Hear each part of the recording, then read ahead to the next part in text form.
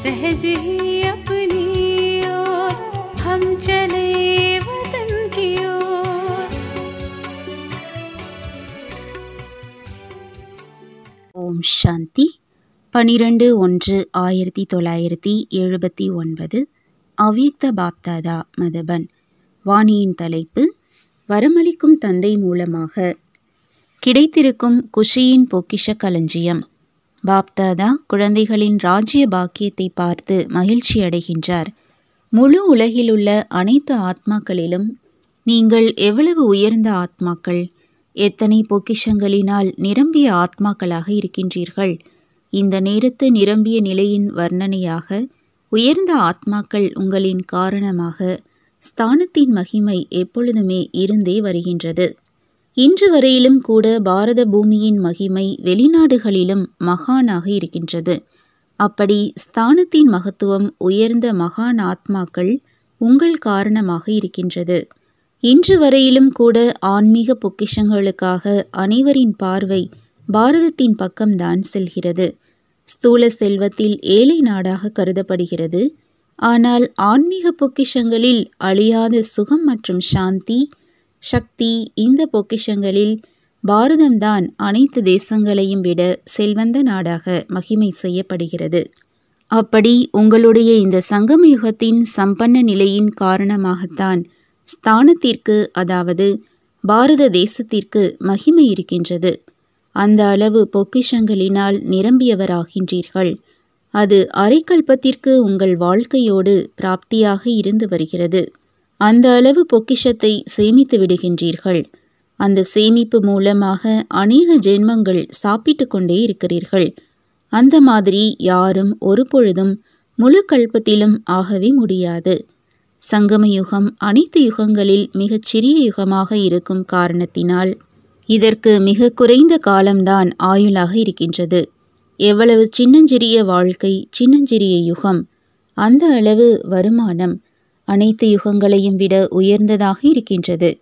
என்னென்ன பொக்கிஷங்கள் கிடைத்திருக்கிறது, யார் மூலமாக கிடைத்திருக்கிறது, மேலும் அது என்னோடு எவ்வளவு காலங்கள் வரை இருக்கும் என்று எப்பொழுதும் உங்களுடைய பொக்கிஷங்களை நினைவில் வைக்கிறீர்களா?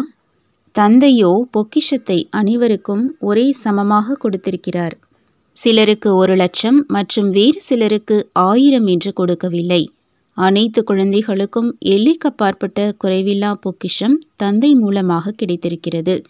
அந்த மாதிரி குறைவில்லா பொக்கிஷத்தினால் தன்னை எப்பொழுதும் நிரம்பிய திருப்தியான ஆத்மா என்று நினைக்கிறீர்களா? திருப்தியான ஆத்மாவிற்கு எப்பொழுதும் தந்தை மற்றும் பொக்கிஷம்தான் எதிரில் இருக்கும். எப்பொழுதும் இதே போதையில் ஆடிக்கொண்டே இருக்கிறார்கள். அனைத்தையும் விட மிகப்பெரிய பொக்கிஷம் எதற்காக அநேக ஆத்மாக்கள் அநேக விதமான சாதனங்களை கடைபிடித்தும் வஞ்சிக்கப்பட்டும் இருந்து விடுகிறார்கள். அது எந்த பொக்கிஷம் உங்களுக்கு கிடைத்துவிட்டது? இன்று உலகத்தில் எந்த பொக்கிஷத்தின் இச்சை வைத்திருக்கிறார்கள்? அந்த இச்சையின் காரணமாக ஆத்மாக்கள் பல இடங்களில் அலைந்து கொண்டிருக்கிறார்கள். உங்கள் அனைவரிடமும் இப்பொழுதிற்காக மட்டுமின்றி அநேக ஜென்மங்களுக்காகவும் சேமிப்பாக இருக்கிறது. அப்படி எந்த பொக்கிஷம் கிடைத்திருக்கிறது? அனைத்தையும் விட மிகப்பெரிய பொக்கிஷம் குஷியின் பொக்கிஷமாகும். இந்த குஷி கிடைக்க வேண்டும் என்றுதான் மக்கள் துடித்து கொண்டிருக்கிறார்கள். மேலும் நீங்கள் அனைவரும் எப்பொழுதும் குஷியில் ஆடுபவர்களாக இருக்கிறீர்கள். உங்கள் அனைவரின் நினைவு சின்னத்தில் கூட குஷியின் போஸ் காண்பித்திருக்கிறார்கள். தன்னுடைய படம் நினைவில் இருக்கிறது தான் இல்லையா? அமிர்த வேளையில் தொடங்கி இந்த குஷியின் பொக்கிஷத்தை உபயோகியுங்கள். யோசித்து பாருங்கள். மேலும் தன்னோடு தானே பேசுங்கள். கண்கள் திறந்த உடனேயே யார் எதிரில் வருகின்றார்? முதலில் எண்ணத்தில் யாருடைய சந்திப்பு நடக்கிறது? உலகை படைப்பவர், அனைத்து பொக்கிஷங்களின் வள்ளல், அனைத்து வரதானங்களின் வள்ளலான விதையோடு சந்திப்பு நடக்கிறது. அந்த விதையில்தான் முழு மரமும் நிரம்பியிருக்கிறது. அனைத்து ஆத்மாக்களும் யாசிப்பவர்களாகி தந்தையின் ஒரு நொடி காட்சியை பார்ப்பதற்கான இச்சையோடு எவ்வளவு கடின மார்க்கத்தை கடைபிடிக்கிறார்கள். மேலும் உயர்ந்த ஆத்மாக்கள் நீங்கள் அவரோடு அனைத்து உறவுகள் அடிப்படையில் சந்திப்பதின் அனுபவங்களின் உயர்ந்த பொக்கிஷத்தின் அதிகாரியாகி இருக்கின்றீர்கள். படி அமிர்த வேளையில் அனைத்து உறவுகளினால் தந்தையோடு சந்திப்பு செய்வதுதான் அனைத்தையும் விட குஷிக்கான முதல் விஷயமாகும். உலகினர் யாசிப்பவர்கள், நீங்களோ குழந்தைகள். இதைவிட பெரிய குஷி வேறு ஏதாவது இருக்க முடியுமா என்ன? அப்படி அமிர்த வேளையில் இருந்து இந்த குஷியின் பொக்கிஷத்தை உபயோகப்படுத்துங்கள். உபயோகப்படுத்துவதுதான் பொக்கிஷங்களின் சாவியாகும். இன்னும் ஒரு குஷியின் பொக்கிஷம், நீங்கள் அந்த அளவு காணாமல் போய் கண்டெடுக்கப்பட்ட உயர்ந்த ஆத்மாக்கள். சுயம் பகவான் உங்களுக்கு கற்பிப்பதற்காக பரந்தாமத்திலிருந்து வருகின்றார். லண்டன், அமெரிக்காவிலிருந்து வருவதில்லை. இந்த உலகத்தையும் தாண்டி எதுவரை அறிவியலைச் சேர்ந்தவர்கள் கனவில் கூட சென்றடைய முடியாதோ அந்த மாதிரி பரந்தாமத்திலிருந்து பிரத்யேகமாக உங்களுக்கு கற்பிப்பதற்காக வருகின்றார். மேலும் கற்பிப்பதற்கு கட்டணம் வாங்குவதில்லை. இன்னும் படிப்பின் பலனான சொர்க்க சுயராஜ்யத்தை அவர் எடுத்துக்கொள்ளாமல் உங்களுக்கு கொடுத்து விடுகின்றார். அப்படி இதைவிட பெரிய குஷி வேறு என்ன இருக்க முடியும்? இந்த நினைவினால் பொக்கிஷங்களை உபயோகப்படுத்துங்கள். இன்னும் மேலே செல்லுங்கள். காரியம் செய்து கொண்டே கர்மயோகியாகி தனது பங்கை செய்பவர்கள், அதாவது எப்பொழுதும் தந்தையுடன் இருந்து கொண்டே காரியம் செய்பவர்கள். எந்த நேரமும் எந்த காரியம் செய்து கொண்டிருந்தாலும் கர்மயோகியாக இருப்பவர். உலகியல் காரியங்களானாலும் ஆன்மீக காரியங்களானாலும் சர்வசக்திவான் உங்களுடைய துணைவனாக, அதாவது நண்பனாக ஆகி ஒவ்வொரு நேரமும் துணையை கொடுக்கின்றார். அந்த மாதிரியான நண்பன் பிறகு ஒருபொழுதும் கிடைக்கவே முடியாது. சிலர் நல்ல நட்பை வைத்திருக்கிறார்கள். சில நேரம் இணைந்த ஜோடியாகவும் இருக்கிறார்கள். அந்த மாதிரி இணைந்த சொரூபத்தில் இருக்கும் விசித்திரமான ஜோடி ரூபத்தில் உங்களுக்கு எப்பொழுதுமே அனைத்து சுமைகளையும் என்னிடம் கொடுத்துவிடு, மேலும் நீ எப்பொழுதும் லேசாக இரு என்று கூறுகிறார். எங்காவது ஏதாவது கடினமான காரியம் வந்தது என்றால் அதை என்னிடம் அர்ப்பணம் செய்துவிட்டாய் என்றால் கடினம் சுலபமாகிவிடும். அந்த மாதிரி கர்மயோகத்தின் பங்கில் எப்பொழுதும் துணையாக இருப்பது என்ற பொக்கிஷத்தை மற்றும் எப்பொழுதும் துணையாக இருக்கும் குஷியை உபயோகம் செய்யுங்கள். இன்னும் மேலே செல்லுங்கள். எப்பொழுது காரியத்தை செய்து முடித்து விடுகிறீர்கள் என்றால் அனைத்தையும் விட மிகப்பெரிய பொழுதுபோக்கிற்கான சாதனமும் பிராப்தியாகி இருக்கிறது. ஒருவேளை உங்களுக்கு சுற்றி வர வேண்டும் என்ற ஆர்வம் இருக்கிறது, மற்றும் பார்க்க வேண்டும் என்ற ஆர்வம் இருக்கிறது, படிப்பதற்கான ஆர்வம் இருக்கிறது, அலங்காரம் செய்வதற்கான ஆர்வம் இருக்கிறது, நடனமாடுவதற்கான ஆர்வம் இருக்கிறது, ஆன்மீக உரையாடல் செய்வதற்கான ஆர்வம் இருக்கிறது. அப்படி என்னவெல்லாம் ஆர்வம் இருக்கிறதோ அந்த அனைத்து பொழுதுபோக்கிற்கான சாதனம் உங்கள் கூடவே இருக்கின்றது. பார்க்க விரும்புகின்றீர்கள் என்றால் சொர்க்கத்தை பாருங்கள். சங்கமயுகத்தின் உயர்ந்த தன்மையை பாருங்கள். உங்களுடைய மற்றும் தந்தையின் காரியத்தின் ஆன்மீக கதை அடங்கிய நாடகத்தை பாருங்கள். சுற்றி வர விரும்புகிறீர்கள் என்றால் 3 உலகங்களையும் சுற்றி வாருங்கள். அலங்காரம் செய்ய விரும்புகிறீர்கள் என்றால் ஒவ்வொரு குணத்தின் விஸ்தாரத்தினால் தன்னை அலங்கரித்து கொள்ளுங்கள். நாடகம் பார்க்க விரும்புகிறீர்கள் என்றால் 5000 வருடங்களின் நாடகத்தை பாருங்கள். சரித்திரம் படிக்க விரும்புகிறீர்கள் என்றால் தன்னுடைய 84 பிறவிகளின் சரித்திரத்தை படியுங்கள். ஆன்மீக உரையாடல் செய்ய விரும்புகிறீர்கள் என்றால் ஆத்மாவாகி ஆத்மாக்களை படைப்பவரோடு ஆன்மீக உரையாடல் செய்யுங்கள். வேறு என்ன வேண்டும்? இந்த அனைத்து சாதனங்கள் மூலம் எப்பொழுதும் தன்னை குஷியாக வைத்து கொள்ளுங்கள். அதாவது பொக்கிஷங்களை உபயோகம் செய்யுங்கள். உணவு தயாரிக்கிறீர்கள்.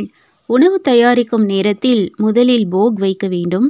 அதாவது மிகவும் அன்பிற்குரிய தந்தைக்கு ஸ்வீகாரம் செய்விக்க வேண்டும். இந்த நினைவோடு யாருக்கு பரிமாற வேண்டும் என்ற நினைவோடு உணவை தயாரியுங்கள். தற்சமயத்து உலகத்தில் ஒருவேளை ஏதாவது பிரதம மந்திரி மற்றும் ஜனாதிபதி உணவருந்துவதற்காக உங்களிடம் வருகிறார் என்றால் எவ்வளவு குஷி ஏற்படுகிறது. ஆனால் தந்தையின் எதிரில் இவர்கள் அனைவரும் என்னவாக இருக்கிறார்கள்? அப்படி எப்பொழுதும் தந்தை உங்களுடன் சேர்ந்து உணவு அருந்துகிறார். பக்தர்கள் பாவம் அடிக்கடி மணி அடித்து அடித்து களைப்படைந்து விடுகிறார்கள். கூவி அழைத்து அழைத்து மறந்தும் போய்விடுகிறார்கள். ஆனால் எப்பொழுதும் உடன் இருப்போம் என்று குழந்தைகளுக்கு தந்தையின் உறுதிமொழி இருக்கிறது. உன்னோடுதான் அருந்துவேன், உன்னோடுதான் அமர்ந்திருப்பேன் என்ற இதைவிட பெரிய குஷி வேறு என்ன வேண்டும்? அப்படி உணவு அருந்தும் நேரத்திலும் உன்னோடுதான் அருந்துவேன் என்ற இந்த ஸ்லோகனை எப்பொழுதும் நினைவில் வைத்து கொள்ளுங்கள். அந்த மாதிரி குஷியின் பொக்கிஷத்தை உபயோகம் செய்யுங்கள் மற்றும் இன்னும் மேலே செல்லுங்கள். இப்பொழுது நாளின் இறுதி நேரம் வந்துவிட்டது, அதாவது இரவின் நேரம் வந்துவிட்டது. இப்பொழுது இரவில் என்ன செய்வீர்கள்? தூங்க செல்வதற்கு முன்பு முழு நாள் செய்தியின் பரிமாற்றத்தை இணைந்த ரூபத்தில் செய்ய விரும்பினாலும் அல்லது தந்தையின் ரூபத்தில் செய்ய விரும்பினாலும் செய்யுங்கள். ஒரு நாளின் செய்தியை கொடுங்கள் மற்றும் மறுநாளுக்கான உயர்ந்த எண்ணம் மற்றும் செய்ய வேண்டிய காரியத்தின் மன தூண்டுதலை பெற்றுக்கொள்ளுங்கள். அனைத்து செய்திகளையும் பரிமாறிக்கொள்வது என்றால் மனதால் லேசாக ஆகிவிடுவது. எப்படி இரவில் மெல்லிய ஆடை அணிந்து தூங்குகிறீர்கள்தான் இல்லையா? அதேபோல் புத்தியை லேசாக ஆக்குவது என்றால் லேசான ஆடை அணிவது. அந்த மாதிரி தயாராகி உடன் தூங்கிவிடுங்கள். தனியாக தூங்காதீர்கள். தனியாக இருந்தீர்கள் என்றால் மாயா வாய்ப்பை எடுக்கும். எனவே எப்பொழுதும் உடன் இருங்கள். தனியாக இருப்பதினால் பயமும் ஏற்படும். சேர்ந்திருப்பதினால் பயமற்றவராக ஆகிவிடுவீர்கள். நீங்கள் பயமற்று இருந்தீர்கள் என்றால் மாயா பயப்படும். அப்படி துணையின் குஷியின் பொக்கிஷத்தை முழு இரவிலும் உபயோகப்படுத்துங்கள். இப்பொழுது கூறுங்கள், முழு நாளில் உயர்ந்த குஷியின் பொக்கிஷம் கிடைத்திருந்த போதிலும் உயர்ந்த ஆத்மா எப்பொழுதாவது சோர்வடைய முடியுமா? அல்லது மற்ற ஏதாவது மனமகிழ்ச்சிக்கான பொழுதுபோக்கின் பக்கம் மற்றும் அற்ப காலத்து பொக்கிஷங்களின் பக்கம் கவர்ந்திழுக்கப்பட முடியுமா? அந்த மாதிரி உயர்ந்த, அதாவது நிரம்பிய ஆத்மாக்கள் ஆவீர்கள் நீங்கள். உங்களுடைய பெயர் கூறினாலே இப்பொழுது அநேக பக்தர்கள் அற்ப காலத்தின் குஷியில் வந்துவிடுகிறார்கள். உங்களுடைய விக்கிரகங்களை பார்த்து குஷியில் ஆட ஆரம்பிக்கிறார்கள். அந்த மாதிரி குஷி நிறைந்தவர்கள் நீங்கள் ஆவீர்கள். பொக்கிஷங்கள் அதிகமாக கிடைத்திருக்கின்றன. இப்பொழுது அதை உபயோகிக்க மட்டும் செய்யுங்கள். அதாவது சாவியை போடுங்கள். சாவி இருந்த போதிலும் தேவையான நேரத்தில் கிடைப்பதில்லை. தேவையான நேரத்தில் தொலைந்து விடுகிறது. எனவே எப்பொழுதும் எதிரில் வையுங்கள். அதாவது எப்பொழுதும் நினைவில் வையுங்கள். அடிக்கடி தன்னுடைய நினைவு சொரூபத்தை புத்துணர்வு பெற வையுங்கள். என்ன பொக்கிஷம் கிடைத்திருக்கிறது, மேலும் அதற்கான சாவி என்ன என்று சிந்தியுங்கள். ஒவ்வொரு காரியத்திலும் எப்படி மேலே கூறினோமோ அதேபோல் நடைமுறையில் கொண்டு வாருங்கள். அதாவது நினைவை சொரூபத்தில் கொண்டு வாருங்கள். என்ன செய்ய வேண்டும் என்று புரிந்ததா? நல்லது. அப்படி எப்பொழுதும் அனைத்து பொக்கிஷங்களினால் நிரம்பிய ஆத்மாக்கள், ஒவ்வொரு காரியத்தில் தந்தையுடன் அனைத்து உறவுகளையும் வைத்துக்கொள்பவர்கள், எப்பொழுதும் தந்தையை தன்னுடைய துணைவனாக அனுபவம் செய்பவர்கள், எப்பொழுதும் மாயாவின் பயத்திலிருந்து பயமற்றவர்களாக இருப்பவர்கள், அப்படிப்பட்ட திருப்தியான ஆத்மாக்களுக்கு, பொக்கிஷங்களின் அதிபதி ஆத்மாக்களுக்கு பாப்தாதாவின் அன்பு நினைவுகள் மற்றும் நமஸ்காரம். பார்ட்டிகளுடன் சந்திப்பு. கர்நாடகா ஜோன் 1. எப்பொழுதும் தன்னுடைய சென்ற கல்பத்து சம்பன்ன ஃபரிஷ்தா சொரூபம் எதிரில் இருக்கிறதா? சென்ற கல்பத்திலும் நான் தான் ஃபரிஷ்தாவாக இருந்தேன். மேலும் இப்பொழுதும் நான் தான் ஃபரிஷ்தாவாக இருக்கிறேன். அந்த மாதிரி அனுபவம் ஆகிறதா? ஃபரிஷ்தா என்றால் யாருக்கு ஒரு தந்தையுடன் அனைத்து ரிஷ்தாக்கள் இருக்கிறதோ, அதாவது சர்வ சம்பந்தம் இருக்கிறதோ, அப்போது ஒரு தந்தையை தவிர வேறு யாரும் இல்லை என்று அனுபவமாகிறதா? அல்லது மற்ற சம்பந்தங்களும் நினைவில் வருகிறதா? யாருக்கு அனைத்து சம்பந்தங்களும் ஒரு தந்தையுடன் இருக்குமோ அவருக்கு மற்ற அனைத்து சம்பந்தங்களும் ஏதோ காரணமாக இருக்கிறது என்ற அனுபவமாகும். அவர் எப்பொழுதும் குஷியில் ஆடிக்கொண்டே இருப்பவராக இருப்பார். ஒரு பொழுதும் களைப்பை அனுபவம் செய்ய மாட்டார். தந்தைக்கு சமமான நிலை உள்ளவர் எப்பொழுதும் களைப்பற்றவராக இருப்பார், களைப்படைய மாட்டார். எப்பொழுதும் தந்தை மற்றும் சேவை இதே ஈடுபாட்டில் சுலபமாக மூழ்கி இருப்பார். அப்படி நீங்கள் ஒவ்வொருவரும் விக்ன விநாசகர்களாக இருக்கிறீர்களா? அல்லது முழு ஈடுபாடு மற்றும் தடை இரண்டும் சேர்ந்தே இருக்கிறதா? தடைகள் வருவதினால் நின்று போபவரோ இல்லையே. ஒவ்வொரு கல்பத்திலும் தடை வந்தது, மேலும் ஒவ்வொரு கல்பத்திலும் தடையை அழித்தவராக ஆனீர்கள். யார் ஒவ்வொரு கல்பத்தின் அனுபவியாக இருக்கிறாரோ அதை அவர் மீண்டும் செய்வதில் என்ன கடினம் இருக்கும்? நான் ஒவ்வொரு கல்பத்திலும் வெற்றி அடைந்தவன் என்ற இந்த நினைவு எப்பொழுதுமே இருக்கட்டும். அநேக தடவை செய்திருக்கிறீர்கள். இப்பொழுது அதை மீண்டும் செய்ய வேண்டுமென்றால் சகஜ யோகியாக இருக்க வேண்டும் இல்லையா? என்ன செய்வது, எப்படி செய்வது என்ற இந்த அனைத்து புகார்களிலிருந்தும் விடுபட்டவர். அப்படிப்பட்ட ஆத்மாக்களுக்கு புகார்கள் சுலபமாக அழிந்து விடுகின்றன. சம்பன்னமாவது என்றால் திருப்தியாக இருப்பது. திருப்தி இல்லாமல் இருப்பதற்கான காரணம் பிராப்தியின்மை. பிராப்தியின்மைதான் திருப்தியின்மைக்கு பிறவி கொடுக்கிறது.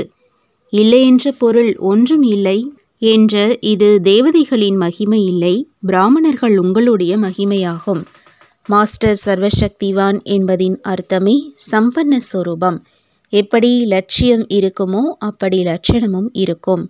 லட்சியம் ஒன்றாக இருந்து மற்றும் லட்சணம் இன்னொன்றாக இருக்கிறது.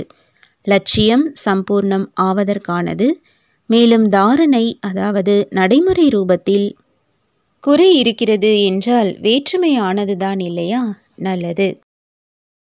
तुम बच्चों को तो सर्विस करनी है, जो बाबा कहते हैं सबको ये बताओ कि देखो तुम्हारा एम एंड ऑब्जेक्ट ये है, एक गीता है बगैर, ये राजयोग है ना बच्चे।